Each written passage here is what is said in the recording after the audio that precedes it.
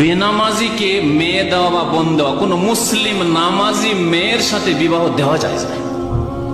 আর যদি বিবাহ আগে হয়ে গিয়ে থাকে, নামাজ পড়বো আদা করে, অথবা নামাজ পড়তো নামাজ ছেড়ে দিয়েছে, তাহলে মেয়েকে ছাড়িয়ে নিতে হবে তার কাছ থেকে, বোনকে তার কাছ থেকে ছাড়িয়ে নিতে হবে। কারণ মুশরিক কাফেরের কাছে কোন মুসলিম নারীকে মেয়েকে রাখা যায় না। বেনামাজি তাহলে কারো অভিভাবক হতে পারবে না, বেনামাজি অভিভাবক হতে পারবে না।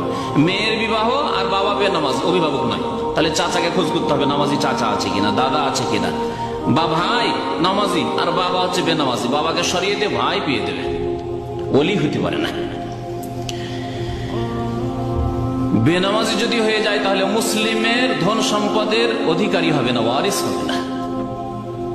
বাবা নামাজি মানুষ ইন্তেকাল করেছেন, আর ছেলে দুটো বেনামাজি, দুটো নামাজি, তাহলে বেনামাজি এই যে দুই ছেলে, তারা ওয়ারিস হবে না বাবার ধন সম্পদ।